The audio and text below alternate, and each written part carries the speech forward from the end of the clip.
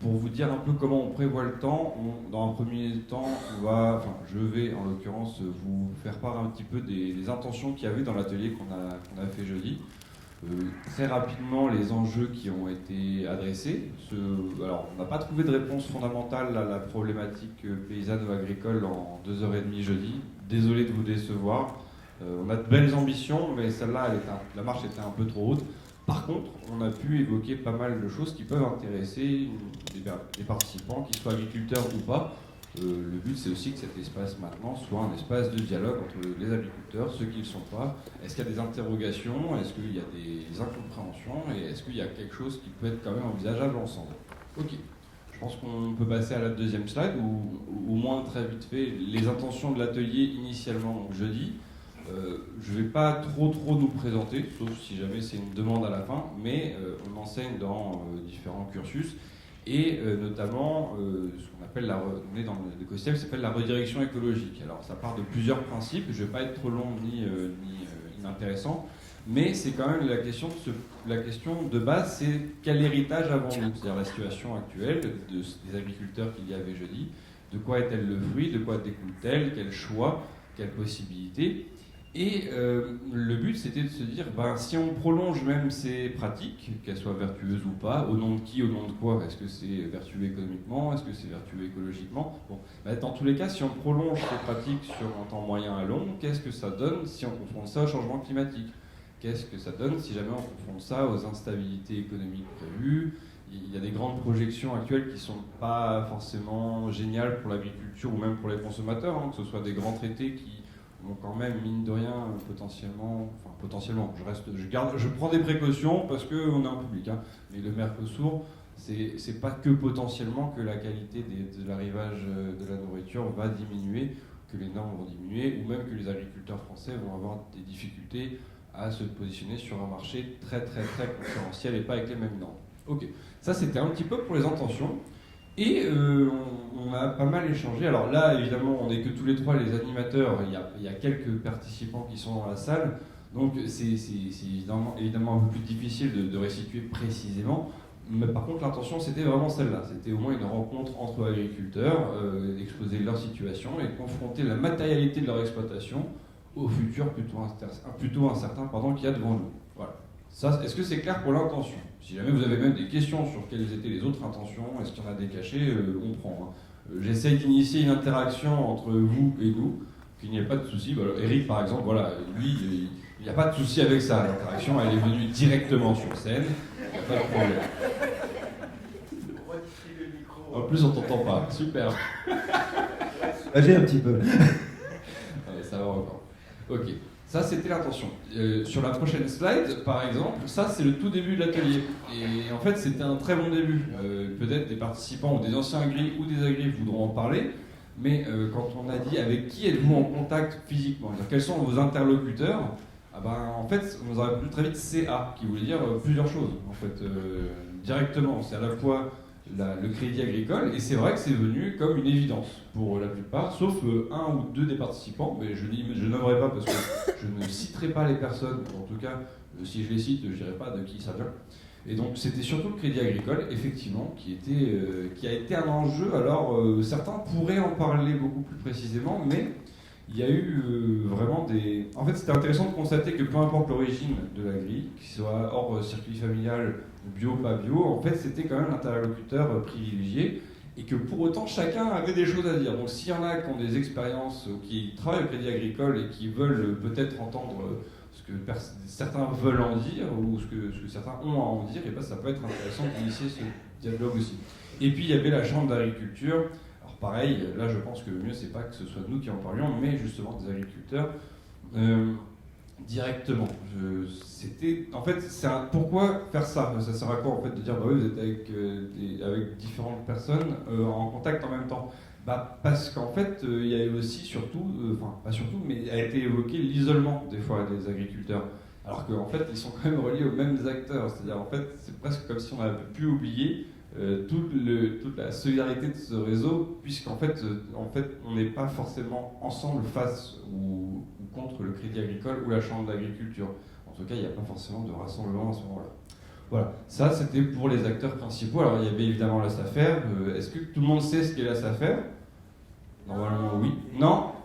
Et bien si quelqu'un dit non, moi je veux bien laisser la salle justement y répondre. Parce que des fois les propositions de réponse collectives, c'est intéressant aussi. Et juste là, je ne vous l'ai pas dit, mais le but de cet exercice, c'était pas tant d'identifier tous les acteurs que de caractériser le lien individuel des agriculteurs avec chacune de ces instances. Parce que, dépendamment de la taille de votre activité ou de sa rentabilité, vous doutez bien que les rapports ne sont pas forcément les mêmes avec ces différentes instances. Tu veux qu'on interroge la salle donc pour ça savoir? peut être intéressant. Si quelqu'un a un mot à dire déjà là-dessus, ça peut être super intéressant. Et s'il y a quelqu'un de la SAFER, les beaux, j'ai de le dire.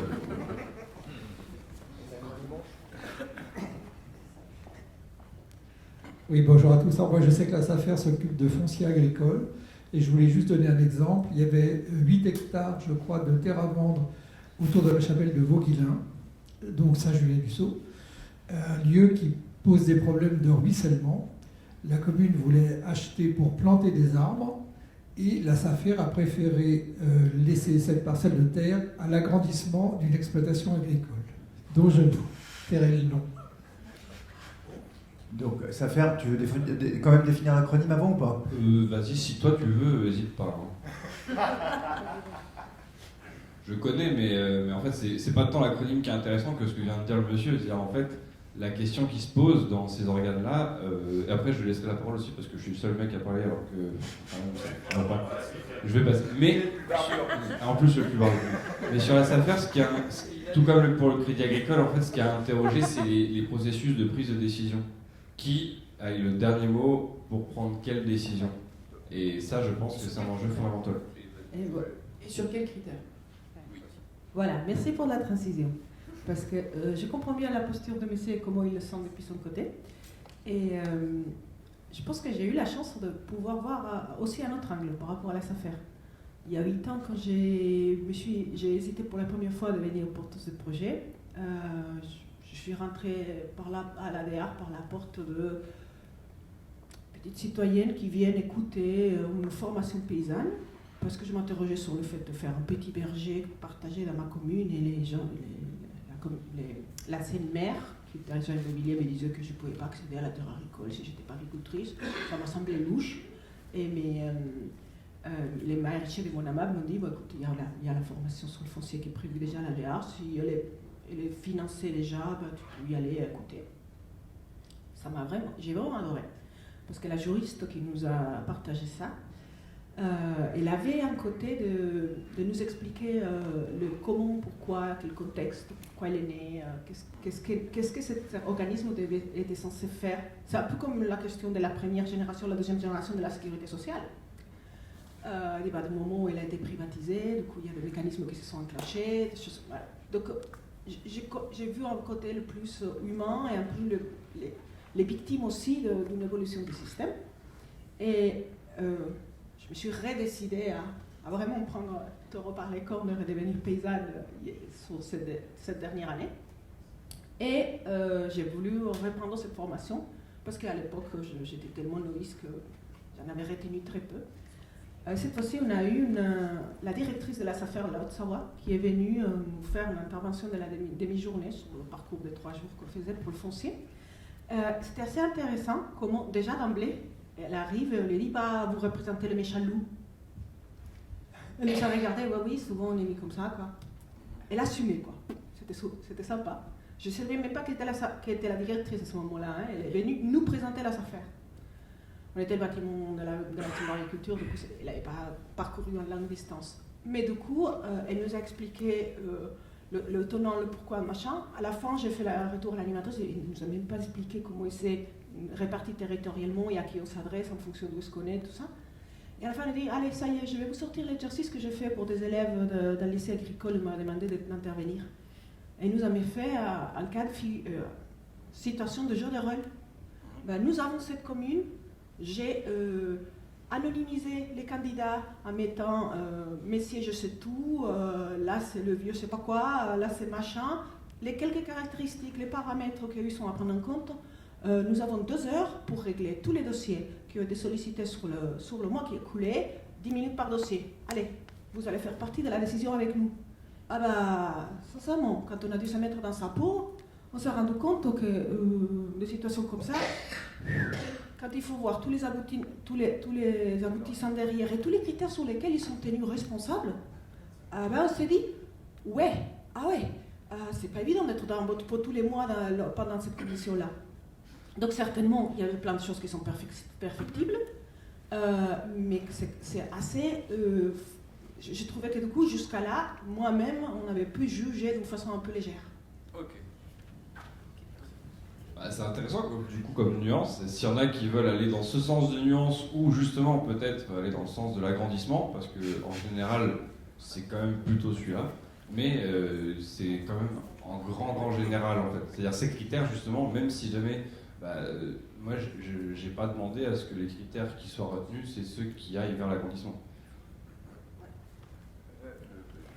Oui, je voulais juste finir l'histoire parce qu'elle avait une petite suite. La ville de Saint-Julien-du-Sault a fait appel et a perdu en appel.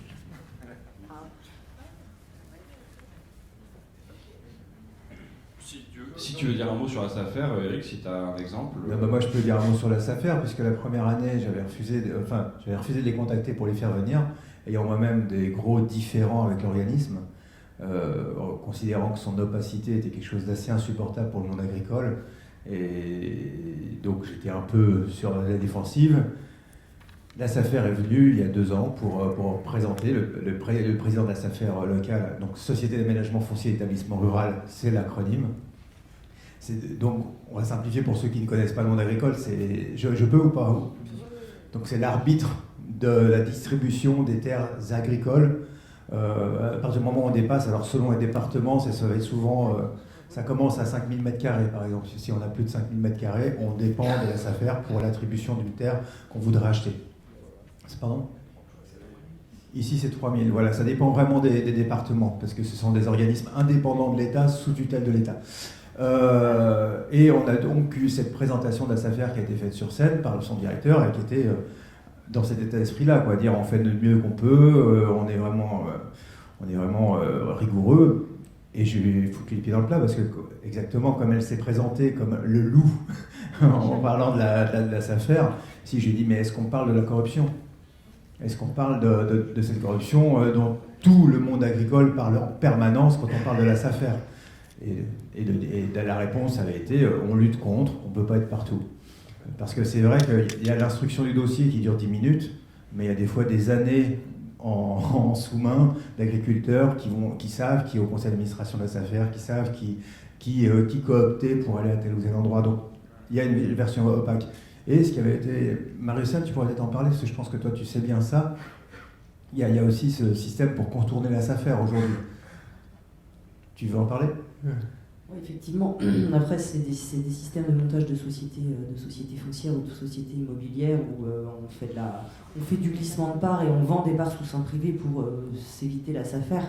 Puis alors moi, sur la côte viticole, il y a carrément des villages où on a foutu les SAFER dehors pour pouvoir mieux boursicoter à plus d'1 million pour 10 000 m².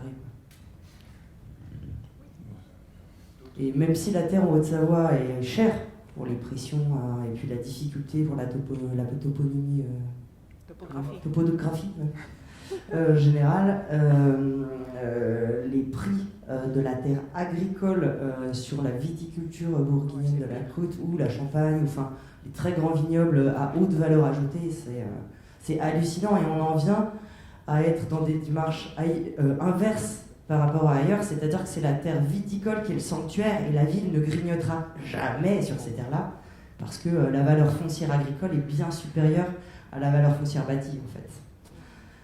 Voilà. On a plutôt tendance à défricher pour remettre de la vigne que l'inverse. Après, soit on retourne sur les autres acteurs, on crache un peu sur chacun, un peu sympa, ou alors on peut aussi là enchaîner, mais en fait, pourquoi cet exercice-là ? C'est parce qu'en fait, c'est aussi se dire que les acteurs sont quand même connectés entre eux et surtout il y a au final assez peu d'organismes qui sont vraiment ultra référents. Alors on aurait pu citer la MSA aussi, mais on l'a plutôt cité. La MSA, la mutuelle de santé agricole, pardon. Sociale. Mutuelle sociale agricole, pardon, excusez-moi.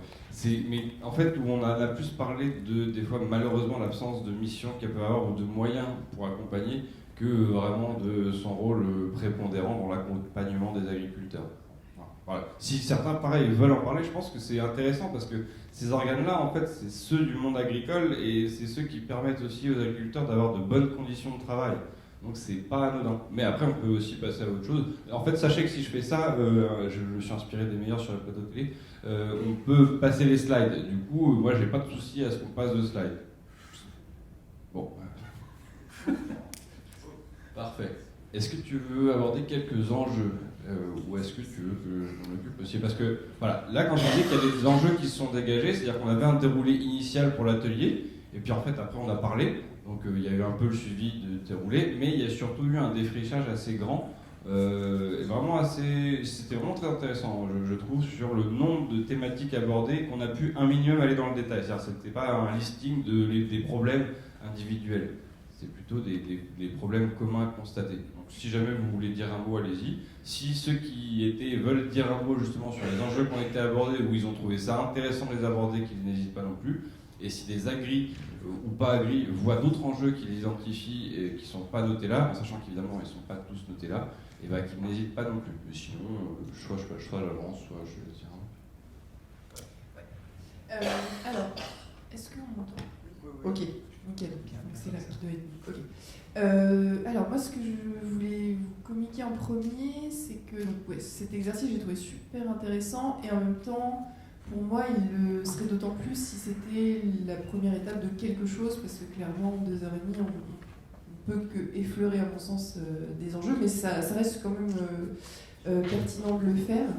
On a ouvert sur des sujets, évidemment, tu as parlé de la banque, de la SAFER, mais en fait, plus généralement, pour moi, ça rejoint les enjeux en fait, économiques. On avait des profils assez variés d'exploitation et pour autant, la question financière était assez commune. Je ne vous apprends rien. La question de la dette, des charges, des intrants, bien sûr aussi, puisque finalement, on peut avoir... énormément de dettes, mais on peut aussi avoir en fait une situation où on est obligé d'investir dans du matériel, ou en tout cas on est censé être obligé d'investir dans du matériel, et des choses qui au final alourdissent justement la balance et font que on a ce manque de résilience économique, si on peut appeler ça comme ça, encore une fois malgré des profils assez variés. Donc des enjeux, tu l'as un petit peu évoqué aussi, sur la question de l'isolement et en même temps du lien qui existe, parce qu'on a aussi on a eu la chance de côtoyer des personnes qui s'engagent dans différentes interfaces collectives et donc on voit l'importance de, alors on peut dire la solidarité, mais aussi en fait le lien humain et le besoin, ça rejoint je trouve le besoin d'espace de dialogue et qui soit aussi en fait pratique pour les agricultrices et agriculteurs, puisque se déplacer pour un ou une exploitante, c'est sacrifier du temps, sacrifier énormément de choses, en fait beaucoup plus que pour des boulots, on va dire, plus classiques. Donc en fait, je pense qu'il faut partir de leurs besoins, et moi j'ai envie de faire une parenthèse par rapport à ce que ça m'a inspiré. C'est-à-dire que j'imaginerais bien en fait un travail collectif sur un certain temps d'enquête de territoire financé par je sais pas qui, le plus de monde possible, public, privé, tout est envisageable, mais en tout cas d'aller voir en fait ces personnes sur place dans leurs exploitations, de prendre le temps de définir les besoins, les difficultés, mais concrètement et avec leur réalité. Et en fait, pourquoi pas de se déplacer d'exploitation en exploitation avec, on va dire, une équipe de choc qui essaye de résoudre, en fait, ou en tout cas de trouver des pistes collectives de résolution, puisque, et je pense peut-être que Marie-Océane, tu pourras en parler aussi, il y a des choses en commun à envisager, que ce soit la mutuelle, alors ça existe déjà, les CUMA, et aussi la question des intrants, etc. Mais en fait, il manque, je pense, ces premières pierres-là, et le fait de considérer que le temps n'est clairement pas, c'est même pas n'est pas extensible, c'est un euphémisme, mais c'est tellement une contrainte qu'il faut partir de ça, je pense, afin d'élaborer un vrai, je pense, un vrai programme de recherche-action, d'enquête, de résolution. Voilà, ça c'était la parenthèse. Sur les autres enjeux, bon, pareil, on vous apprend rien, la santé physique et mentale. C'est des personnes qui cumulent énormément de charges de toutes parts, qu'elles soient familiales, professionnelles, etc., même de éthique finalement, puisque moi, ce qui m'a marqué, c'est le nombre de dilemmes auxquels les agricultrices et agriculteurs étaient confrontés et qu'ils devaient résoudre individuellement, en fait. C'est comme s'il y avait une responsabilité implicite à prendre des choix, à faire des choix, prendre des décisions dans des situations complètement hyper compliquées et complexes.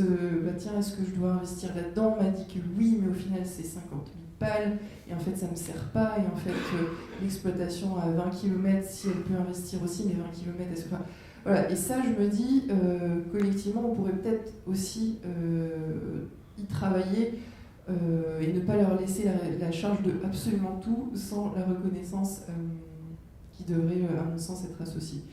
Je pense que je vais m'arrêter là par rapport à ce que je voulais dire. Et je voulais voir, est-ce que toi, Marie-Océane, tu voulais rajouter quelque chose ou est-ce que je repasse le micro ?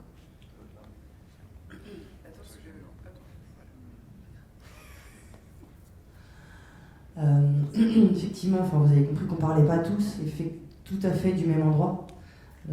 Pour ceux qui étaient là les jours précédents, vous savez que je suis aussi agricultrice, plutôt sur le côté support technique, pas vraiment recherche, mais au moins technicien. Ce que j'ai trouvé chouette dans ce temps d'échange, c'est que déjà c'était un temps d'échange. Là, on vous le fait un peu descendant, c'était d'ailleurs un peu chiant au vu de vos têtes. Mais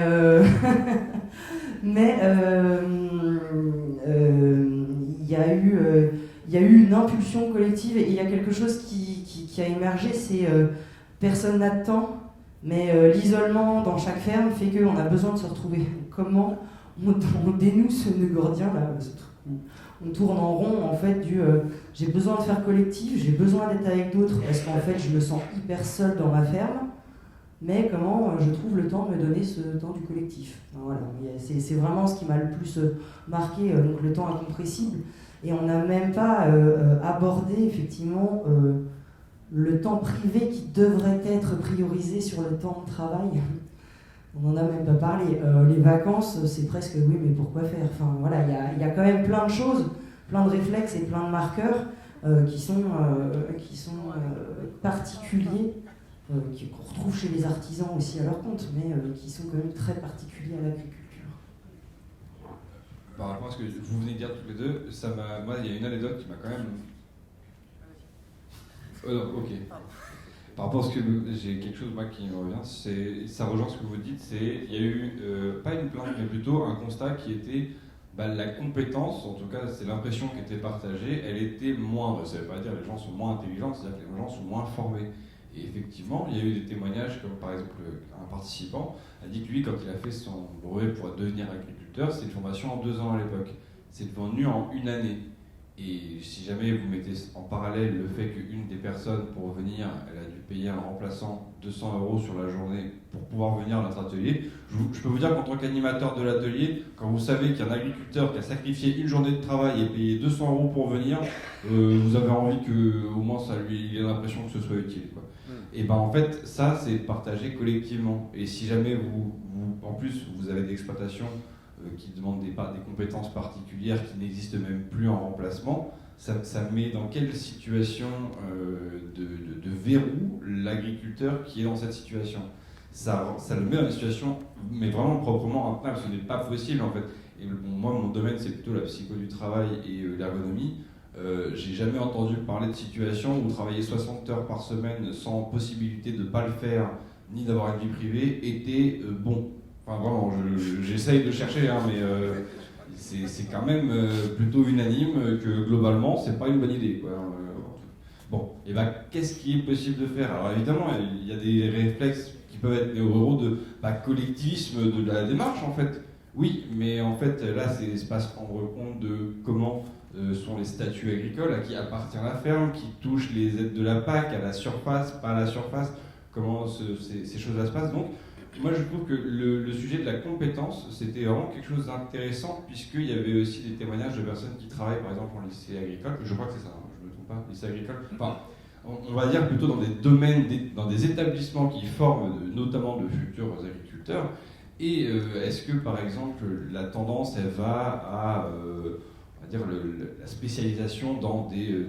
pardon, pas la spécialisation, je me trompe de mots, mais plutôt dans le fait d'avoir une formation continue de qualité qui permette d'avoir vraiment un œil généraliste ou des compétences partout, bah, est-ce que c'est vraiment ça qui est en train d'être fait? Il y avait des doutes, en tout cas.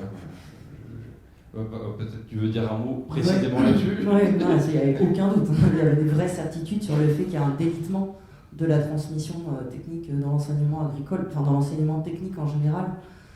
Voilà, les différentes réformes de la formation professionnelle, le fait de dire que le FAIRE, est à apprendre pendant les stages, en fait, sur place, au contact de la sphère professionnelle, ça va créer aussi une distorsion qualitative de l'apprentissage, parce que suivant ton maître d'apprentissage, bah, tu n'apprends pas les mêmes choses. Suivant ce qu'on te laisse le droit de faire, tu n'apprends pas les mêmes choses, et suivant ce que tu as appris par ailleurs avant d'arriver dans l'école agricole, eh ben, on ne te laisse pas non plus faire les mêmes choses. Donc il y a un décalage sur la compétence et donc sur la capacité à accompagner correctement les agriculteurs entre eux ou à être un ouvrier agricole de qualité en fait. Voilà. Voilà pour... Ah oui, il y a une question, bah, ça tombe bien. Donc je profite de fait qu'il y ait une question pour dire que bah, là, les enjeux ont été globalement dressés. Vous vous doutez bien que c'est plus précis que ça, mais là, ça vous permet en tout cas d'avoir un petit peu un son de cloche de ce qui a pu se dire et se passer dans l'atelier. Et si vous avez donc d'autres enjeux que vous pensez être intéressants à soulever, n'hésitez pas. Et madame, la parole est à vous. Je trouve étonnant que vous ne différenciez pas, par exemple, les exploitations d'élevage et de grandes cultures. Nous étions agriculteurs en grande culture, donc on a parfaitement le temps de se former, de se regrouper aussi. Alors, il existe des groupes de chambres d'agriculture où on peut réfléchir en groupe sur des groupes techniques. Et il y a des groupes techniques même qui deviennent, enfin nous on a notre fils qui continue, il y a des groupes où ils échangent en dehors des chambres d'agriculture. Ça, on est dans le Loiret, hein, mais on avait travaillé à cheval sur 2 départements, c'est pas loin de Lyon. Et là, les agriculteurs peuvent vraiment échanger sur leurs pratiques. Et s'il y a quelqu'un qui fait très différemment, comme nous on l'était, en fait, on faisait très différemment, on donne nos résultats, nos façons de faire et les charges d'intrants, par exemple, c'est vraiment un domaine à travailler. C'est évident que ça, c'est les agriculteurs, ils n'ont pas vraiment le temps ou peut-être la formation pour oser faire différemment. Et puis maintenant, les exploitations, je parle en grande culture, hein, elles s'agrandissent énormément, donc encore moins de temps. En fait, pour faire les choses, pour réfléchir. Et votre autre remarque sur les immobilisations, par exemple les choix d'investissement de matériel, et c'est vrai que nous, quand on était agriculteurs, maintenant il y a 30 ans, on parlait déjà des charges matérielles et qu'elles n'étaient pas suffisamment réfléchies. Et là, on a les ressources qu'on veut à la chambre. Il y a un gars qui est responsable pour réfléchir sur les investissements. Donc on peut lui poser des questions, on peut connaître si on investit dans tel matériel, ça va coûter tant par an. Enfin, si on veut le faire, on a tout, hein, si on veut le faire. Mais peut-être que les agriculteurs, ils pensent pas trop à réfléchir à leurs investissements. Il y a eu en grande culture, il y a eu des très bonnes années. 2021, ça a commencé. 21, 22, et après ils sont tout de suite en difficulté, nous on ne comprend pas trop. Hein.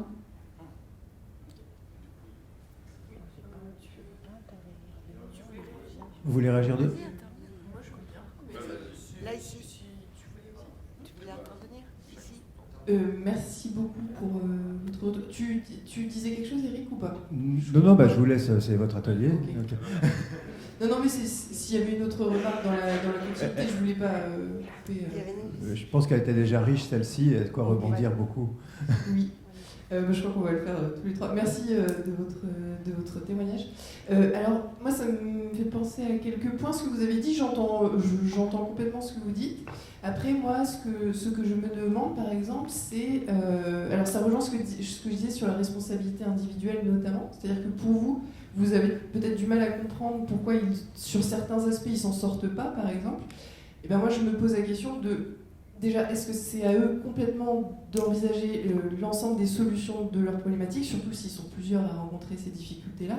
Et du coup, qu'est-ce qui peut manquer dans l'explication ou l'accompagnement? Ça se trouve, l'accompagnement existe, comme vous dites, mais peut-être qu'ils ne sont pas assez au courant. Ça, c'est une vraie question, parce que si vous le constatez vous-même, on va dire de manière massive, c'est vrai que je pense qu'il y a un truc là qui se joue clairement.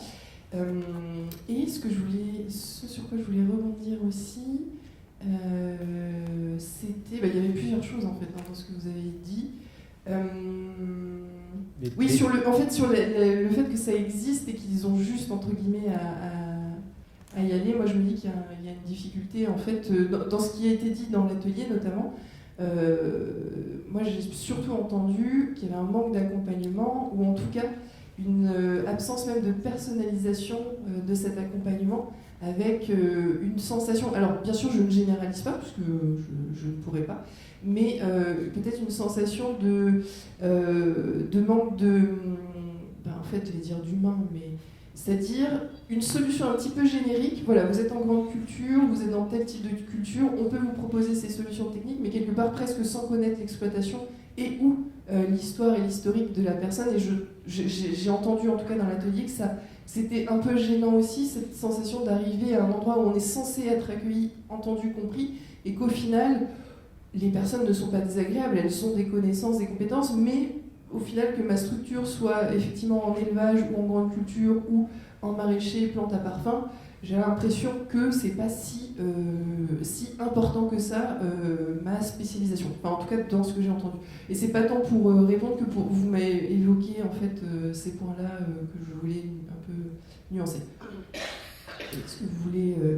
Vous m'autorisez à répondre? Bien sûr, monsieur. Je ne sais pas qui vous êtes, mais oui. Merci. Alors, j'ai assisté à la fin de l'atelier, donc je peux aussi ramener ma fraise par rapport à ça.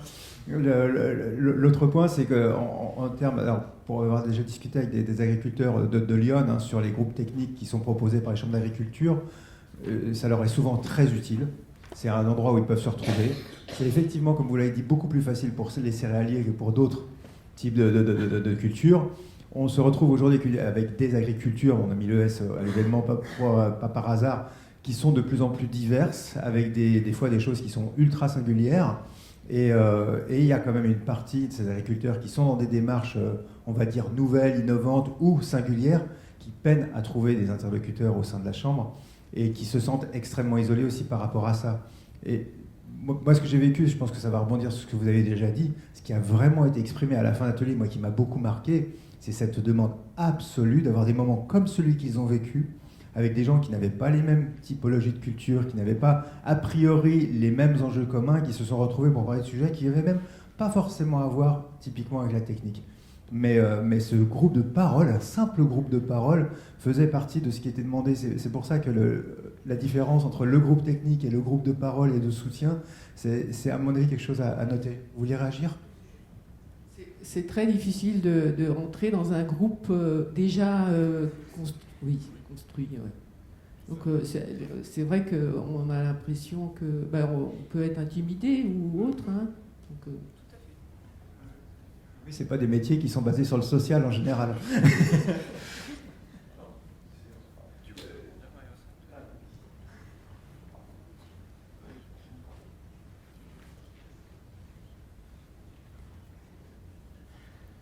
Moi, je voulais rebondir sur ce dont tu parlais, Marie-Océane, sur le fait que les formations aujourd'hui perdent de plus en plus en qualité.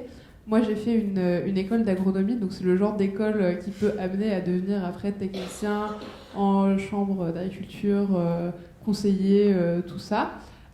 Et en fait, ce qui est assez frappant, c'est que c'est des écoles où en fait, la part aujourd'hui d'enseignement technique et d'enseignement concret sur l'agriculture se réduit de plus en plus. Enfin, on peut clairement passer par une école d'agronomie aujourd'hui sans jamais mettre les pieds dans une exploitation agricole et faire un métier complètement différent. Mais du coup, même pour ceux qui se destinent à l'agriculture, eh bien, la part du socle commun, stratégie d'entreprise, enfin tout un tas de cours qui peuvent finalement paraître un petit peu vides et déconnectés des réalités, prend de plus en plus de place. Parce que c'est des écoles qui aujourd'hui ont de plus en plus envie de former des personnes qui vont devenir conseillers dans des grandes boîtes. Et je pense que ça joue aussi sur la qualité de l'accompagnement qui peut être proposé. Et moi, j'ai déjà entendu des retours de, effectivement, des personnes qui constatent qu'aujourd'hui, on commence à manquer d'agronomes vraiment techniciens et qui connaissent vraiment le terrain. Après, j'ai pas non plus un recul énorme sur les choses, mais c'est juste des échos que j'ai pu entendre pendant mes études. Oui, effectivement, merci. Ça fait partie un peu des lieux communs qui sont critiqués et au cœur de l'enseignement par les profs, des fois eux-mêmes, et souvent par les agriculteurs qui sont proches des filières, pas forcément d'enseignement, mais ceux qui reçoivent des stagiaires voient effectivement le niveau, quel que soit le degré d'études, et où l'école, malheureusement, baisser avec le temps passant, et rien à voir avec la génération, et qu'on pourrait dire, oui, les jeunes, maintenant, ils sont moins ceci, moins cela, rien à voir, quoi. T'avais pas levé la main ?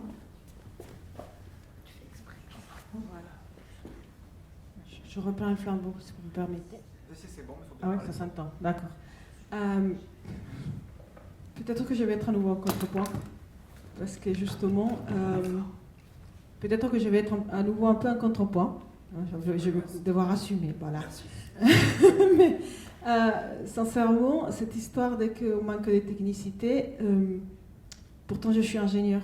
J'ai passé 7 ans à la fac pour être ingénieur multimédia, et après, je n'ai pas souhaité exercer par des circonstances de la vie, et ça m'a bien convenu qu'un déménagement, un changement de pays, tout ça, ça me fasse être plus éloigné de ma connexion au monde purement technique. Mais sincèrement, si aujourd'hui je reviens à l'agriculture, c'est en grande partie parce que je n'ai pas, parce que j'y trouve de sens et je me ressens moins dans l'emprise de cette recherche de technicité. Un peu dans l'esprit des il n'y a pas de ferme pareille, comme il n'y a pas de famille pareille, comme il n'y a pas de, et chacun s'y retrouve. Je me retrouve, j'ai peut-être une tendance naturelle à être un peu médiatrice. Et je me trouve parfois entre ceux qui sont très anciens, qui veulent faire les choses très carrées, qu'il ne faut pas que l'herbe dépasse des sables, qu'il machin comme ça, et les autres qui sont dans on va laisser éclore la biodiversité. Et là, je vais vous entendre tous les deux, la difficulté c'est de vous faire dialoguer. Mais au moment où je me suis posé la question de est-ce que vraiment pour devenir paysanne, je vais avoir besoin d'une formation ou pas, sincèrement, ce qui a fait le déclic pour me dire, bon, ouais, finalement, ça va vraiment être nécessaire, c'était l'intervention de la directrice de la SAFER. Parce que quand elle est partie, nous, on a débriefé de notre côté, l'après-midi, et on s'est rendu compte que dans les différents critères, machin comme ça, à chaque fois qu'on étudie un cas de figure, il a la capacitation agricole. Oui, non. À partir de là, tout le reste découlait. Et après, on regardait le parcellaire, on regardait les différents trucs, mais là, c'est vraiment quelque chose qui est hyper ancré dans les organismes, j'ai l'impression.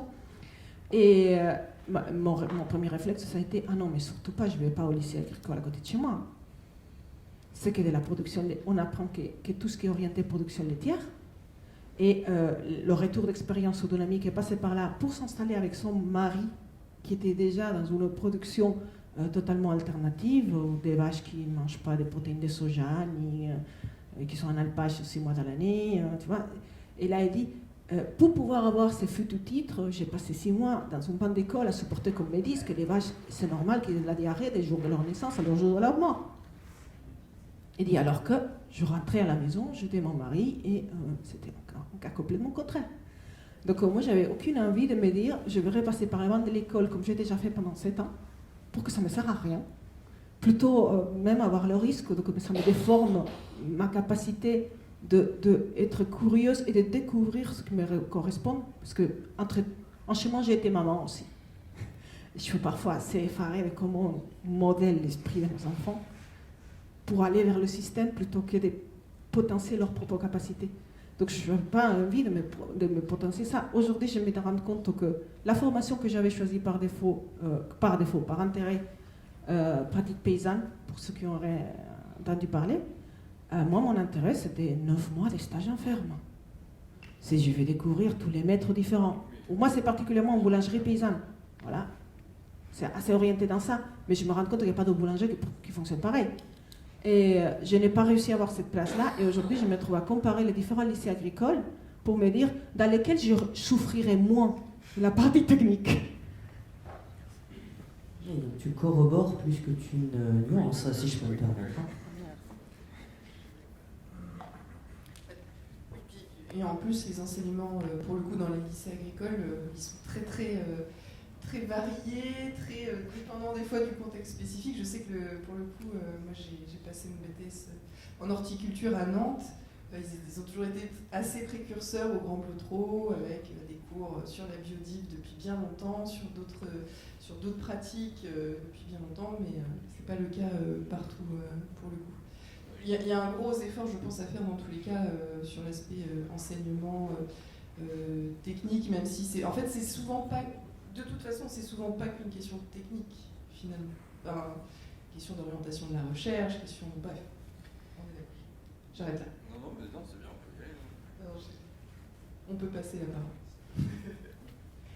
Est-ce qu'il y avait d'autres remarques ou interventions dans la salle? Je sais pas. Oui.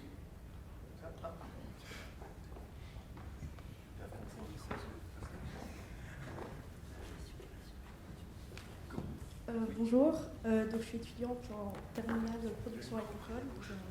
Un peu plus proche. Et c'est vrai que niveau enseignement, on n'a pas trop de technique et même les professeurs s'en plaignent. Et si ils s'en tiennent à ce qu'ils doivent faire, on n'apprend rien. Donc on a de la chance quand même d'avoir quelques professeurs qui passent outre et qui nous apprennent plus de choses, mais voilà, c'est très réduit. Par rapport aux enjeux actuels, vous avez l'impression que c'est pas forcément adéquat? Oui, c'est ça. J'ai fait un stage et ils se plaignaient justement de devoir tout apprendre aux stagiaires et ça les fâchait même avec les stagiaires finalement parce que on ne savait rien faire. Voilà. Merci.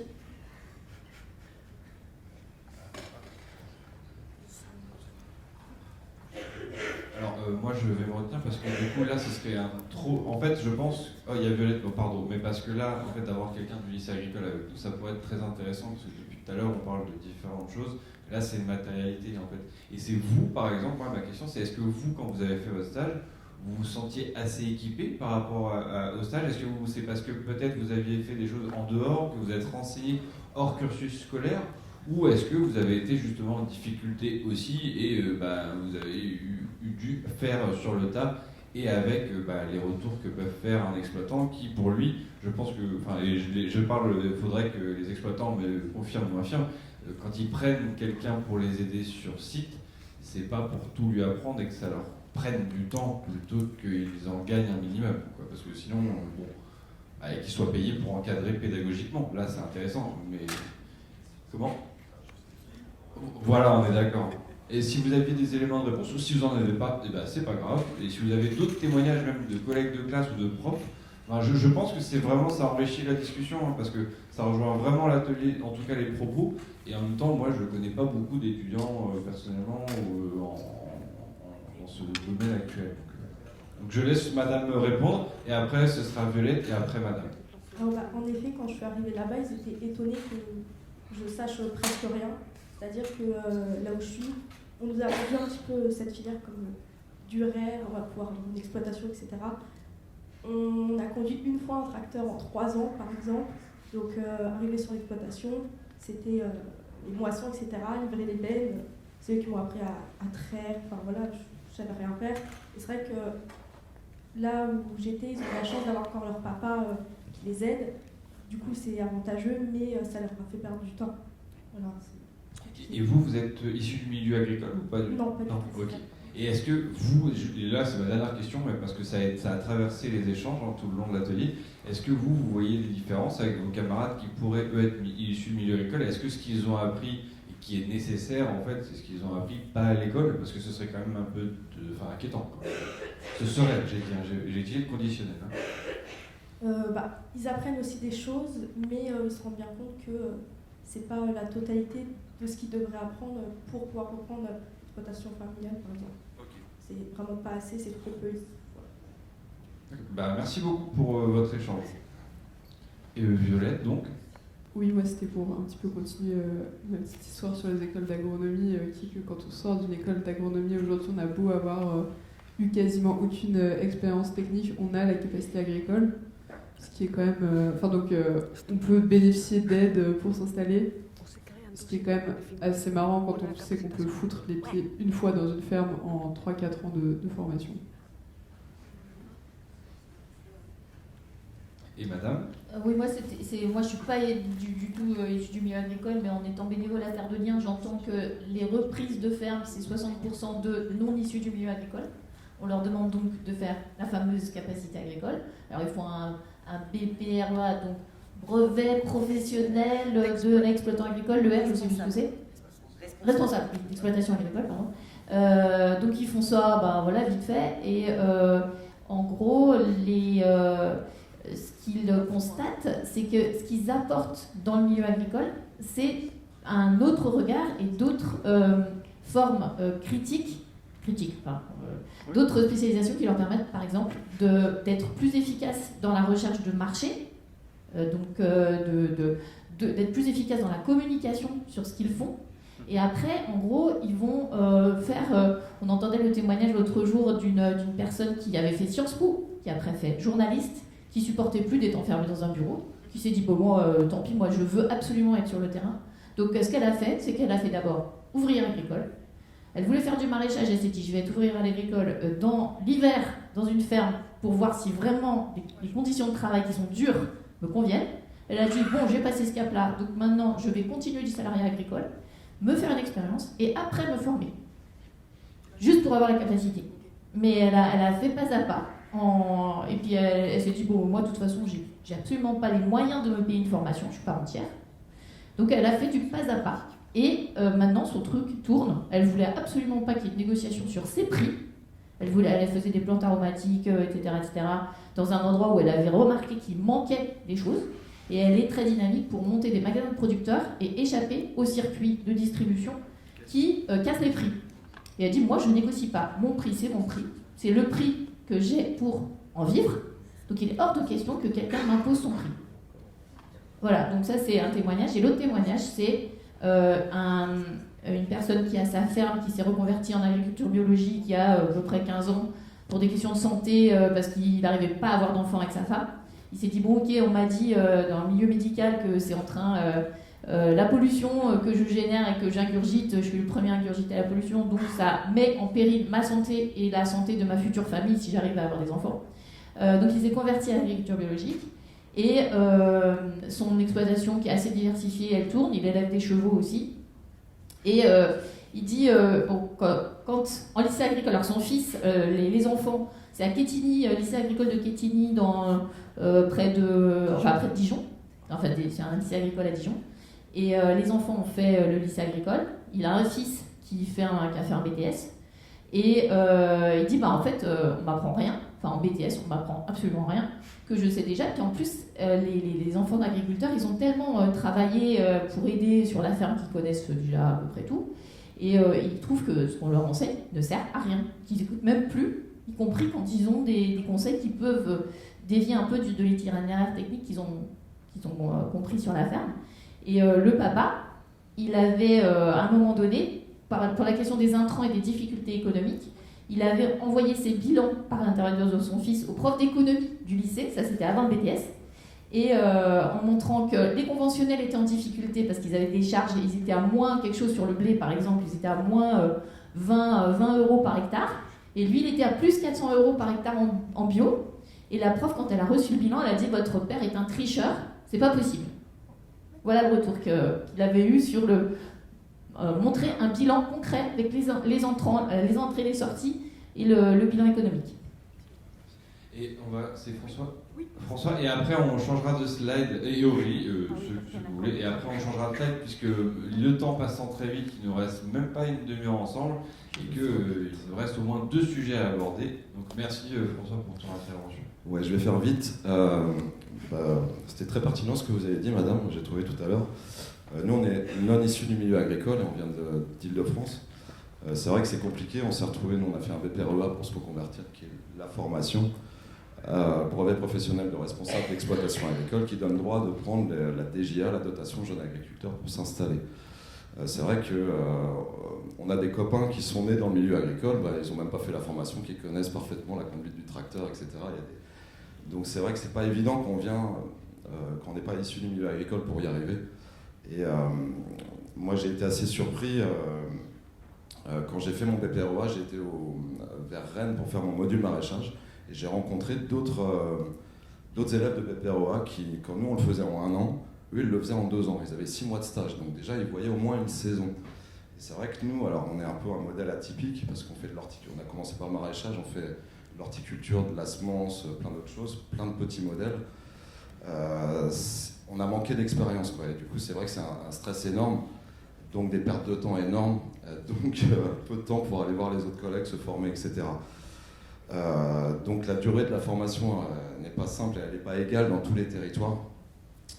C'est marrant que vous soyez dans le Loiret parce que nous on est à la frontière, on est à Lavaux, on est dans Lyon, mais à la frontière du Loiret et à la frontière de la Nièvre.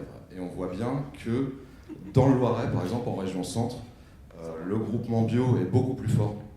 Il y a beaucoup plus de moyens qui sont mis par les pouvoirs publics sur le groupement bio.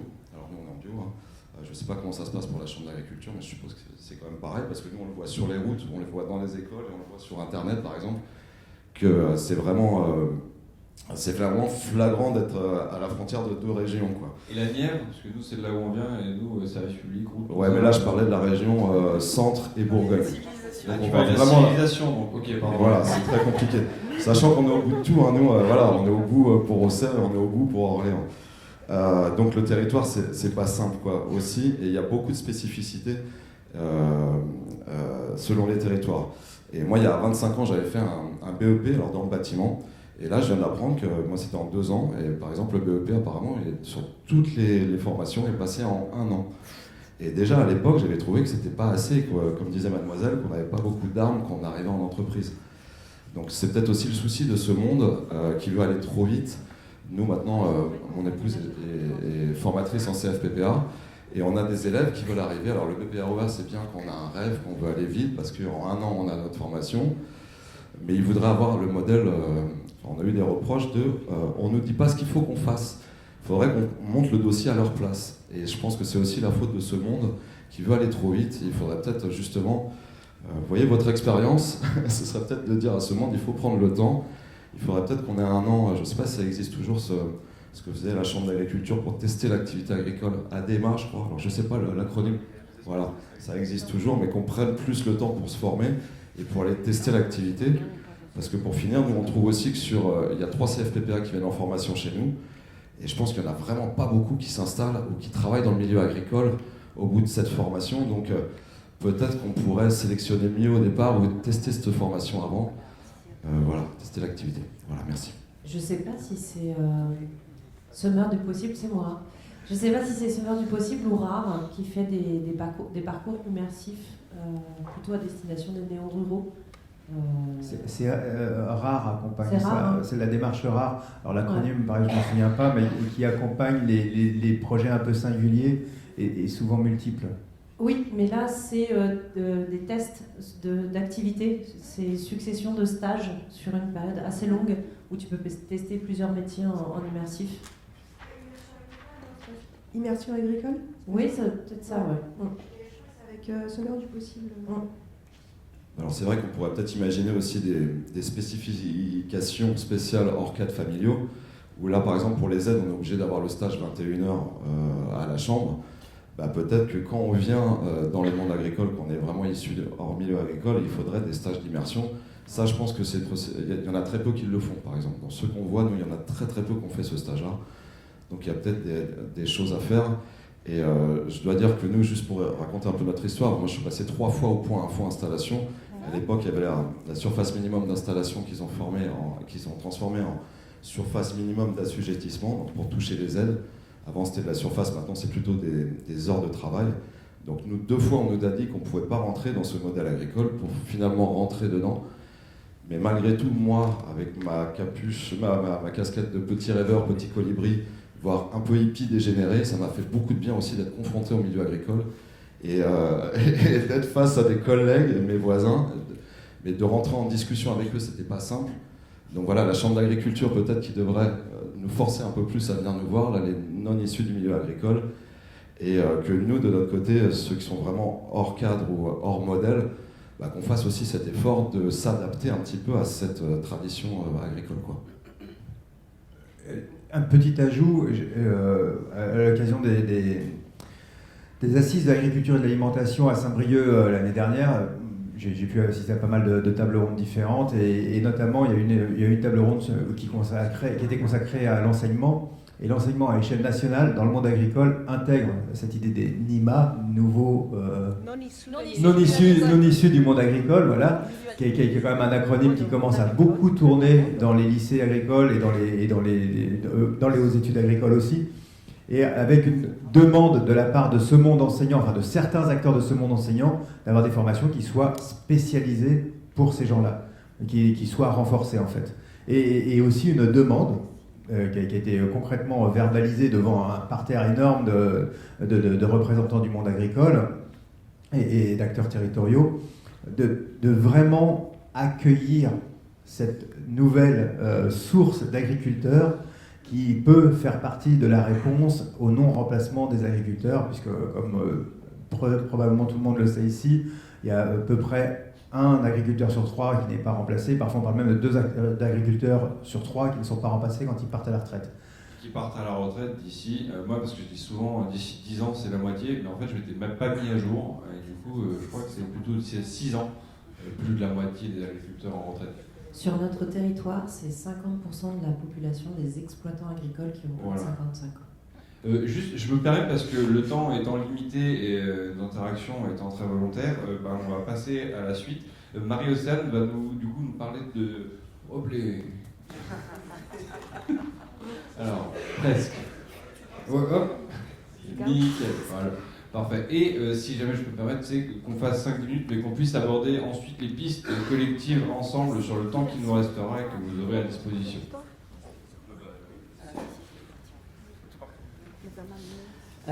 Rapidement, c'est de donner un exemple en fait de ce qui a été échangé du fait d'avoir mis des agriculteurs de fonctions et d'origine et de production différentes autour d'une même table. C'est qu'en fait très rapidement il s'est dessiné un tiens mais moi je fais ça, mais tiens en fait ce qui est mon déchet est ton intrant, ce qui est ton intrant est mon déchet, si on faisait un truc tous les deux, voilà. Et il y a quelque chose comme ça, on parle d'écologisation des filières, de créer des communautés de travail, etc. Et en fait, quand on reste sur des groupes techniques très en silo, on court chacun dans notre couloir et on oublie qu'il y a des copains sur les côtés. Alors des fois, il y a des régions qui sont tellement spécialisées que les copains des côtés, ils sont hyper loin, en fait, géographiquement. Mais quand même, il y a des imaginaires à travailler et qui sont pour le coup, et je vais faire une super transition avec la slide d'après, qui vont permettre de lier les territoires et de relocaliser peut-être et réfléchir collectivement à comment on remet toutes les agricultures pas trop loin de chez soi, aussi pour permettre les échanges entre agriculture et entre agriculteurs en fait. Et là, je crois que sur cette thématique-là, il y a pas mal de gens qui pourraient avoir des trucs à dire dans la salle, me semble-t-il, non ? Sinon, on en a parlé. On en a parlé notamment quand on a commencé à parler des débouchés. Parce qu'il y avait des gens en circuit court, pour la majeure partie, et un peu de circuit long. Voilà. Donc, voilà, du long.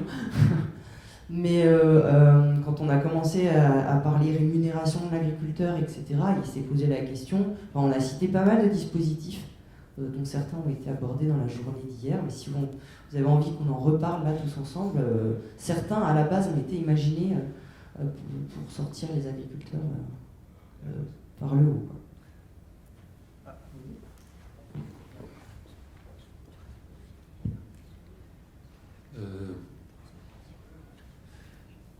Merci, je vais être un peu décalé parce qu'il y a des dispositifs, la coopération entre agriculteurs et politique publique au service du territoire. Il y a aussi ceux qui bénéficient des agriculteurs, ils sont ceux qui mangent ce que produisent les agriculteurs. est-ce que ce ne serait pas aussi à rajouter en fait à la question? Je me pose la question. Parce qu'en fait, j'ai en tête 2 dispositifs de lieux de, j'ai envie de dire, de solidarité entre, j'ai pas envie de dire consommateurs, entre bénéficiaires, voilà, entre bénéficiaires et producteurs, qui sont bien connus, les AMAP. Mais les AMAP, moi j'ai le sentiment qu'elles sont aussi un peu en limite, ça reste un modèle très militant en fait. Et voilà, et je me demande s'il n'y aurait pas aussi à inventer d'autres types de solidarité localement entre producteurs et bénéficiaires. Sur Joigny, on est quelques-uns à se dire que ce serait intéressant, par exemple, d'avoir un magasin de producteurs. On ne sent pas une vraie volonté politique des autorités locales pour qu'on aille vers ça. En même temps, ça pose énormément de problèmes, je sais, parce qu'il ne s'agit pas de déstabiliser les marchés locaux, donc il faut y aller très très prudemment. Mais je me sens quand même que dans une ville comme Joigny, en tout cas en milieu rural, il y aurait vraiment des choses à créer. Je sens que j'ai beaucoup d'idées, donc je lance aussi le sujet. Merci beaucoup, et en fait ça rejoint beaucoup des réflexions qu'il y a pu y avoir. C'est-à-dire, en fait, moi il y a des dispositifs explicités que je ne connaissais pas. Par exemple, un des acteurs qui est avec nous, un des agriculteurs, lui, il appartient à une coopérative dont la charte de bonne pratique des éleveurs ou agriculteurs est définie par les consommateurs. Donc au-delà du nom de l'objet, etc., en fait, ce principe-là, qu'est-ce qui empêcherait à Joigny, par exemple, admettons, pour des groupements, des commandes publiques, de la restauration locale? Alors, je sais un peu comment ça se passe sur la restauration locale à Joigny. S'il y en a qui veulent aller plus loin, qui n'hésitent pas. Moi, j'ai donné. Mais non, il y a des sujets très importants, vraiment comme ça, mais en fait, il n'y a pas cette mise en collaboration qui est initiée. Il y a eu d'autres aussi dispositifs. Il y a la sécurité sociale de l'alimentation, dont on pourrait parler évidemment, mais là, les groupements fonciers, Cycle Ludivine, et effectivement, il y a beaucoup de démarches. Après, ce que tu as dit est aussi est principalement important, la volonté politique de la ville. Qu'est-ce qui fait qu'à Montsartou, on arrive à 70% quasiment de production alimentaire et d'autoproduction, et qu'est-ce qui fait qu'ailleurs, on n'y a pas? Alors évidemment, il va y avoir la qualité des terres, le nombre d'agriculteurs sur place, d'accord, mais il y a aussi la volonté publique et politique de la ville. Donc là, ça dépend des contextes. Après, sur place, ce qu'on s'est dit aussi, c'est tout le monde n'est pas en bio, tout le monde n'est pas en maraîchage. Ce que vous dites sur les AMAP, effectivement, c'est très juste. C'est un peu le bout de course de ceux qui veulent bien consommer et bien produire. Mais est-ce que c'est ça qui constitue le panier moyen des personnes qui s'alimentent? Et je ne parle pas de qui choisissent de cuisiner, je parle bien de s'alimenter, pas spécialement. Qu'est-ce qu'on fait quand même alors? Est-ce qu'on se dit que c'est peine perdue et autant faire des produits chers pour des gens qui peuvent les payer et bien cuisiner? C'est une option, c'est pas celle que je retiendrai personnellement. Par contre, juste, et c'est pour finir, il y a eu donc un participant qui, lui, ancien agriculteur, qui a arrêté pour des raisons économiques et de sanglier. Donc du coup, c'est quand même particulier. Et lui, et je suis d'accord avec lui, il est pour une approche paysagère. C'est-à-dire qu'en fait, on ne peut pas se dire d'un coup à Joigny, en fait, les lentilles, on arrête, blé, orge, colza, c'est fini. Maintenant, on fait que du maraîchage sur toutes les surfaces de maraîchères agricoles. Allez, hop, on va faire. Alors, c'est intéressant comme projet, mais ça nécessiterait que les Joviniens se mettent à la tâche eux-mêmes si on ne veut pas que les carottes coûtent très très très très très cher. Okay. Et cette gestion paysagère qui autorise plusieurs types de cultures, en sachant que collectivement, si on en continue une, les conséquences à terme ne sont pas géniales pour tout le monde. Ça commence par des chantiers. Et donc je crois qu'il y a eu des jardins d'insertion, c'est une première étape. Je pense qu'il y a plein d'autres dispositifs qui peuvent être expérimentés. Tu veux dire quelque chose, Marie-Océane, ou non? Parce que moi, après, je ne veux pas m'avancer trop non plus, mais s'il y a des gens de la politique de la ville, ce serait intéressant aussi qu'ils puissent témoigner de leurs ambitions pour ce mandat ou celui qui vient. J'ai vu qu'Audrey avait un micro. Avec plaisir. Bonjour.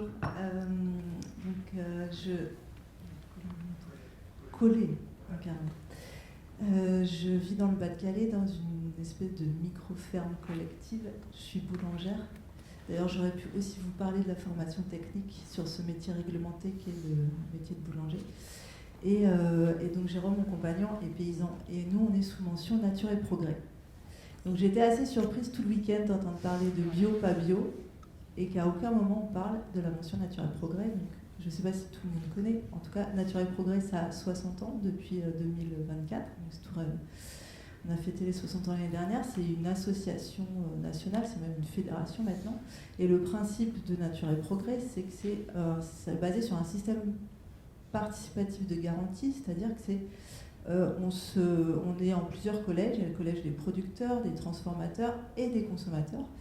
Et donc, c'est ces collèges qui viennent certifier, entre guillemets, les gens qui souhaitent avoir la mention. Donc, c'est pas un organisme indépendant, soi-disant indépendant, type EcoCert, qui vient certifier.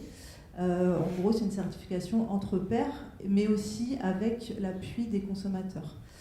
Les cahiers des charges sont beaucoup plus stricts que les cahiers des charges AB. Par exemple, pour le mien, qui est celui de la boulange, il y a tout un tas de produits. Enfin, on ne peut pas utiliser trop de plastique, on ne peut pas utiliser d'outils entre guillemets en aluminium. La cuisson, c'est quasi obligatoire sur du four à bois. En tout cas, pas de l'électrique. Enfin, voilà, il y a tout un tas dans le processus, il y a tout un tas de choses qui sont quand même beaucoup plus strictes que chez AB. Et l'idée, on est dans une démarche de progrès, c'est pour ça que ça s'appelle Nature et Progrès. Progrès, c'est qu'en fait, on se fait évoluer les uns les autres, donc il y a beaucoup d'échanges de pratiques. Donc ça répond aussi à l'histoire de l'isolement aussi des agriculteurs. C'est aussi intéressant parce qu'au moins une fois par an, on se rencontre.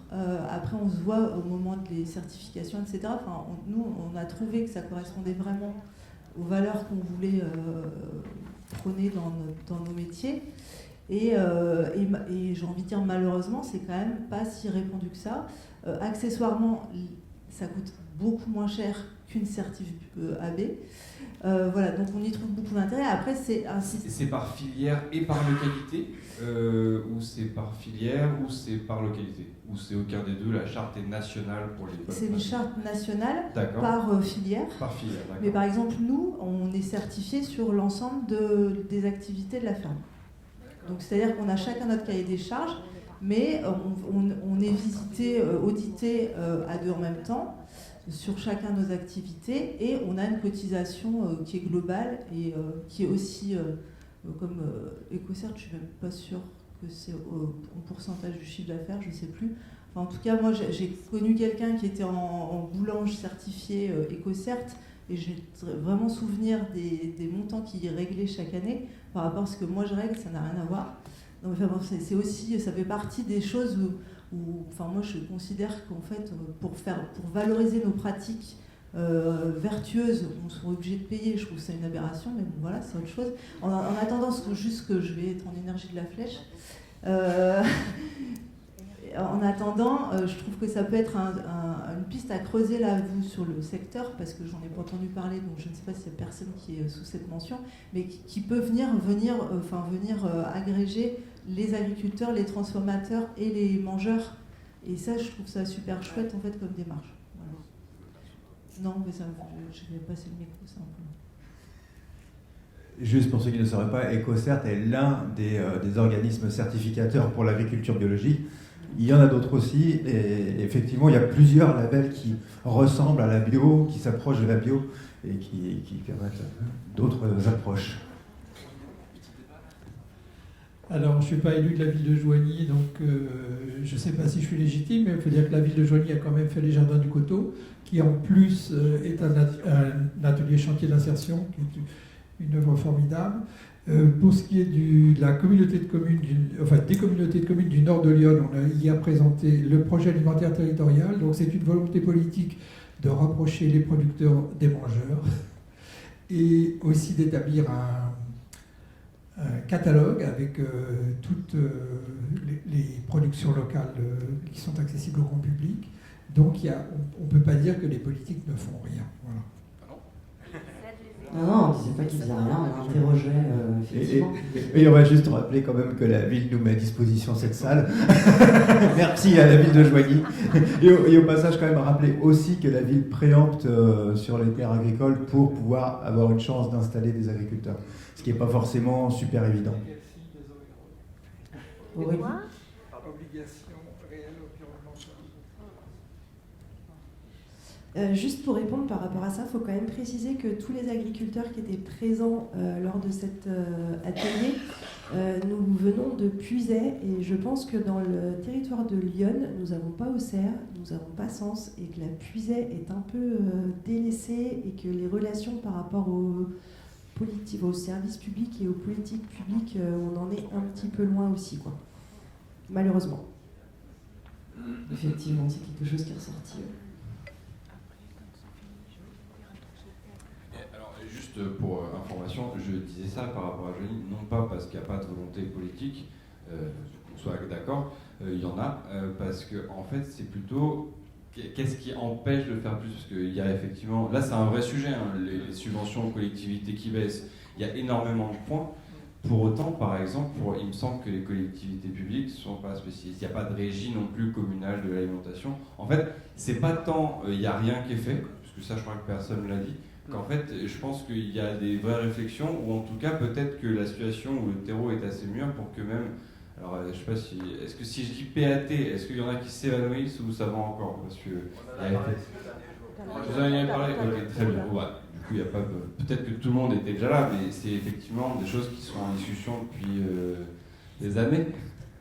C'est pas qu'en discussion, c'est en cours, mais justement, est-ce qu'il y a eu des consultations pour l'instant par rapport au plan PAT, etc. Parce que c'est vrai que là, je n'ai pas suivi depuis la dernière année, je dirais, de près la situation, mais je trouve que ce serait intéressant de voir les évolutions, même la personne en charge. Est-ce qu'il y a eu les rencontres avec les agriculteurs? Est-ce que les agriculteurs du coin se sont sentis impliqués dans la démarche?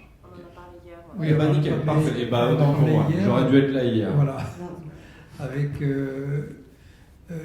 Avec Théo, qui est donc la personne, le technicien qui s'occupe du PAT pour les 4 communautés de communes du nord de Lyon. Je voulais dire aussi que on a aussi sur le secteur des acteurs de la distribution de l'alimentation, y compris ceux qui ne nous plaisent pas. Et il y a un enjeu aussi économique. Il faut qu'on trouve un équilibre entre les commerces de nourriture qui existent déjà et ce qu'on aimerait faire. C'est pas si facile que ça.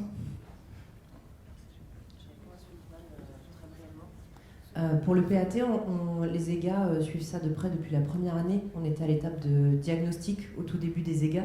Là, ce que Théo disait hier, c'est qu'on est au stade précoce, je crois que c'est le terme, on est au niveau 1, émergent. Voilà, niveau émergent. Et ce que je trouve super, en fait, c'est que les EGA, on est invités à toutes les séances qui se font. Et on a fait notamment des ateliers avec le CPIE, avec la thématique résilience alimentaire. Donc, il y a des ateliers qui se font.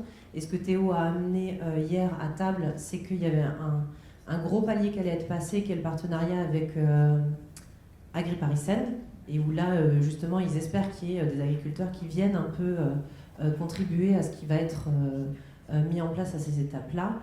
Et c'était vraiment l'objectif, en venant parler du PAT, c'était de réussir à connecter avec les agriculteurs et que dans l'étape suivante, on puisse travailler tous ensemble. Oui, on posait la question du PAT, parce qu'effectivement, dans le petit groupe d'agriculteurs, ça a fait partie des solutions hypothétiques, en fait, de vente directe pour un agriculteur, de changer de circuit. Et en fait, certains ne savaient pas ce que c'était. C'est aussi pour ça qu'on interroge collectivement la place d'un PAT. On se doute bien qu'on ne va pas mettre tous les agriculteurs de France sous PAT non plus. Il y a peut-être un autre dispositif qui avait été collectivement imaginé à la base pour permettre à tout un chacun d'avoir un accès à une alimentation dite de qualité à un coût accessible, pour en même temps faire valoir un revenu pour les agriculteurs, me semble-t-il, non? C'est un peu ça, hein, l'idée de la sécurité sociale de l'alimentation, non? L'esprit de la lettre, c'est quand même universalité du dispositif par cotisation et pour permettre un revenu décent aux agriculteurs, en fait. C'est quand même l'esprit de base de ce truc-là.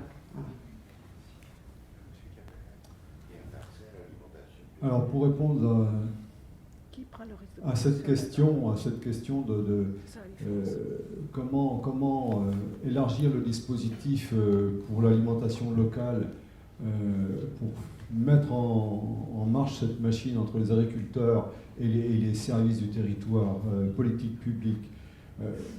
Moi, je suis complètement désemparé parce que j'entends dans toutes les discussions qui sont exprimées depuis tout à l'heure que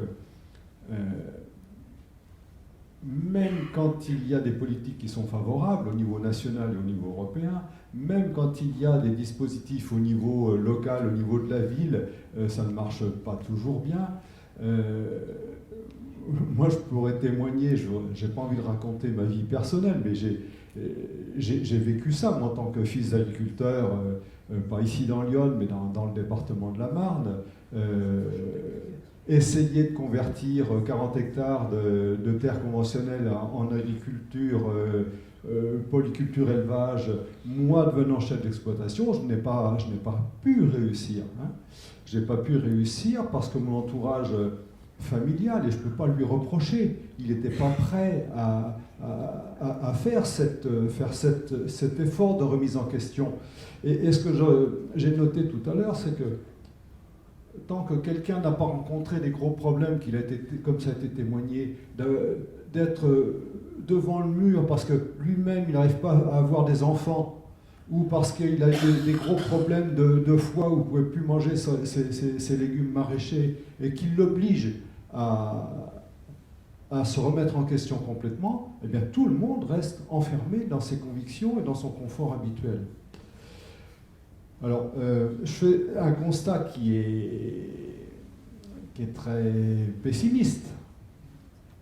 Mais je pense que c'est la vérité, c'est une part de réalité dont il ne faut pas se soustraire. Alors, il y a 2 jours, je me suis présenté comme, après avoir fait tout ce que j'ai pu tenter dans mon cheminement professionnel et social, familial, etc., je me suis embarqué dans une activité qui, de mon point de vue, est très belle parce qu'elle couvre l'ensemble des choses, à la fois sur le plan agronomique, et je parlais donc de biodynamie avant-hier, je me suis présenté en tant qu'animateur et producteur de préparation de dynamique, parce que c'est intéressant pour la vie microbienne du sol, mais c'est également très intéressant sur le plan social, et ça répond à cette question-là. Vous voyez, les groupes de biodynamie qui s'organisent partout en France ont pour vocation de mettre en lien précisément les producteurs avec les jardiniers amateurs, les gens de la ville, les gens de la campagne qui ne sont pas professionnels. Et c'est intéressant parce que ça part sur 2 belles journées, une au printemps et une à l'automne. À l'automne, on enterre les préparations dans le sol et au printemps, on les déterre. Et il y a beaucoup de jardiniers. Moi, j'anime une association qui a, on peut dire, allez, une centaine d'adhérents, dont une trentaine qui sont à peu près, qui sont actifs quand même. Et ça suppose, au total, je dirais, une quinzaine de viticulteurs et polyculteurs éleveurs. Et tout le restant, c'est des jardiniers amateurs. C'est des gens assez âgés. Mais c'est des gens qui font partie du tissu social et qui précisément, alors là ça répondrait à cette question-là, alors je ne sais pas, ça reste très anecdotique la biodynamie bien, malheureusement en France, mais je tente quand même, comme un exemple d'organisation. Ça peut être un exemple pour relier les uns aux autres, voilà ce que je voulais dire. Merci beaucoup. Je pense qu'on a largement dépassé le temps. Non, je pense qu'on on n'est pas plus en retard que d'habitude, mais juste tout petit rebond, ça me fait penser à ces rites en fait qui animaient l'agriculture dans le passé, toutes ces périodes rituelles, ces grands événements festifs, alors, souvent religieux, et mine de rien le côté ésotérique de la biodynamie fait écho à ça, c'est assez amusant. Mais on a toutes sortes de rituels. Les comices agricoles, tous ces événements qui étaient saisonniers ont eu une sérieuse tendance à disparaître en dehors du salon de l'agriculture et d'une éventuelle fête de l'agriculture locale. Donc peut-être que ça fait aussi partie de la reconstruction sociale. Peut-être, mais c'est vrai que quand on voit ce que ça donne maintenant le salon de l'agriculture, moi j'ai plutôt l'impression que c'est l'endroit où se cristallisent toutes les différences et toutes les guerres de chapelle internes à une seule filière. Rendez-vous compte si tous les gars du bâtiment se foutaient sur la gueule parce que oui, non, le béton c'est nul, ouais, moi je fais de la chaux, c'est vachement mieux. Ça, il y a quand même qu'en agriculture qu'on a ce degré de conflictualité interne à un métier qui est sous-divisé en autres métiers. Parce que tu comprends, moi je fais de la vache, ah oui, mais toi, voilà, toi tu fais de la vigne, en Bourgogne en plus, espèce de bourgeoise. Enfin voilà, vous voyez, il y a ce genre de petit assume. Penseur. Ah bah oui, clairement, ouais. J'inviterai à la maison, vous allez voir à quel point effectivement je me bourgeoise. Mais voilà, il y a plein de réalités, il y a plein de différences, et comment en fait on fait corps là tous ensemble, parce que globalement on produit tous de la nourriture pour l'humanité. Et je crois qu'il ne faut quand même pas oublier qu'un agriculteur lui aussi il mange. Et pour un petite anecdote, j'ai eu un beau-père qui était agriculteur dans l'Yonne, un beau-frère aussi agriculteur dans l'Yonne, et où quand on passait à côté des champs qui faisaient des pois, un jour j'ai eu la naïve envie, en conventionnel, d'aller manger des pois, parce que les pois frais c'est quand même comme des bonbons quand on aime les végétaux. Il m'a dit oh là là là, surtout pas, mange surtout pas ça. Et là je l'ai regardé, je lui ai dit mais comment ça, tu produis, tu vends, tu viens avec ce revenu là, tu me dis mange surtout pas ça. Il me dit ah ouais non mais moi au jardin je mets rien, hein, mais tu vas aller manger ceux qui sont dans le jardin. Voilà. J'espère que c'est pas votre conclusion. J'en propose une alternative. Tu sais, j'allais pas le dire, mais vu ce que tu viens de dire, je vais le dire. Moi, ma conclusion, c'est reprenons les bistrots sans l'alcoolisme. Oui, bah c'est dur. Bon, alors du coup, je vais encore un petit écran en dessous. C'est que ce groupe de dialogue... Non, pour le coup, François et Rudy, vous pourrez confirmer, il y a eu une volonté quand même de se dire... Combien de jours sans boire?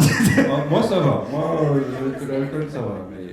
Mais en fait, la question, c'est de se dire, est-ce que déjà ça a servi à quelque chose? C'est une vraie question. Est-ce que le fait de mobiliser du temps d'agriculteurs pendant 2h30, alors que leur temps est précieux, ça sert à quelque chose?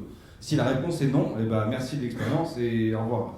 À la conclusion, et François qui était là, et toi aussi, vous pourrez en témoigner si c'est vrai, c'est, en fait, à quoi servirait un deuxième rendez-vous de ce type-là? Et parce que, en fait, je vais vous citer une question qui est très très simple. Hein. Vraiment, on n'a pas pu y répondre, mais ça pourrait être le prochain. En 5 minutes, il y a quelqu'un qui est en céréalier, comme vous anciennement, madame, et qui se pose la question de sa dépendance aux intrants en énergie. Et quand il dit énergie, il dit pétrole. Il dit, je fais comment pour passer 150 hectares sans pétrole? Eh ben, on n'a pas réussi à trouver en 20 minutes. Si, plein d'humains. Ouais, mais même plein d'humains, ce qu'ils font, ça prend plus de 20 minutes pour déterminer le... Et ils sont pas formés en plus, c'est pas en sortant bref. C'est un ensemble de... Cette question-là, par exemple, pour moi, elle mérite un groupe de travail. Et en fait, il mérite d'être aidé. Et est-ce que ça fait les 100 hectares d'un coup, ou est-ce qu'on commence pas par déjà quelques parcelles? Et celle-là, comment on s'organise? Et quel modèle économique inventer? Parce qu'il n'existe pas le modèle économique de l'agriculture sans pétrole. Enfin, pour l'instant, je ne vois pas encore exactement de... Oui, vous aurez du maraîchage, mais je parle de modèle économique, je parle de filière, je parle de réseau. Et en fait, et de coûts. En fait, si jamais on veut vraiment s'intéresser à ces questions-là, je pense que ça se fera notamment par... Alors moi, j'aimerais que ce soit le rôle de la Chambre, de la MSA, d'arriver en fait à accompagner tellement leurs agriculteurs qu'ils sont défrayés quand ils vont à ces rendez-vous, voire même ils sont payés. Bah oui. Au lieu de payer les ateliers techniques, tu veux dire? Voilà, dans l'exemple. Au lieu de payer un remplaçant pour aller à une réunion à laquelle la personne est bénévole. La conclusion, c'est peut-être ça. Est-ce que, aux EGA, chaque année, on peut essayer de faire une petite mise à jour de cette personne qui essaie d'aller vers moins de pétrole? Et puis on peut aussi se dire, ces groupes de réunion, est-ce qu'elles ont un intérêt à se reproduire tous les deux? On avait dit quoi, 3 mois? 3 mois en présentiel, ça peut être intéressant, mais est-ce que déjà en distance, il y a de la mise en partage de documentation? Qui voudrait rejoindre en fait ce groupe d'expérimentation? Est-ce qu'il y aurait des liens directement avec Enfin, clairement, pour moi, le lobbying n'est pas un gros mot. Je veux dire, c'est tellement utilisé à Bruxelles justement pour la PAC que si jamais au niveau local, on n'a pas des agriculteurs qui ensemble essaient de se dire, mais comment on fait pour à la fois faire vivre notre territoire et en vivre? Moi, je trouverais ça dommage. Voilà. C'est votre conclusion cette fois-ci? C'est la mienne. Merci beaucoup. Merci au public. Moi, petit témoignage ultime, vraiment pour avoir assisté à cet atelier, les agriculteurs présents sont ressortis émus dans certains cas, assez forts, en disant mais pourquoi on ne fait pas ça plus souvent? Voilà, il y en a 2 qui vont pouvoir témoigner. Et puis après, c'est bon, hein, c'est bon. C'est vous qui conclusez? Oui, du coup, c'était très intéressant, d'autant plus que en fait, on se connaissait déjà un petit peu entre agriculteurs, ça n'a pas été dit, mais pas tous, un petit peu, j'ai dit. Enfin, nous, on connaissait tout le monde. Et du coup, c'était quand même assez intéressant dans le sens où quand on se voit d'habitude, oui, salut, ça va, ouais, ça va, bof, machin. Et du coup, on a un peu pu approfondir aussi les problématiques de chacun, qu'on ne connaissait pas spécialement dans les détails, ou en tout cas, on n'en avait pas mesuré l'ampleur, déjà rien qu'entre nous. Donc du coup, c'était très très intéressant. Je pense qu'il y a des connexions qui vont se faire bientôt, et à part laisser tomber l'atelier et à entretenir ça pour que ça continue, je pense que ça pourrait être intéressant aussi. Et voilà, donc merci pour l'atelier, c'était un beau moment d'échange et de partage.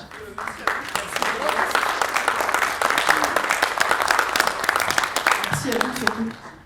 Ouais, c'est ce qu'on s'est dit, en fait, on va se revoir, on s'est dit tous les trimestres. On s'est dit qu'on n'allait peut-être pas avoir besoin de venir à Joigny pour se revoir, vu qu'on est tous depuis Z, donc ce sera à vous de venir la prochaine. Mais vous n'êtes pas loin en plus. Moi, pour quand même, ouais, c'était cool, c'était du temps, et il en manquait quelques-uns. Du coup, pareil, en venant ici, ça nous a fait penser qu'il manquait quelques copains sur la chose.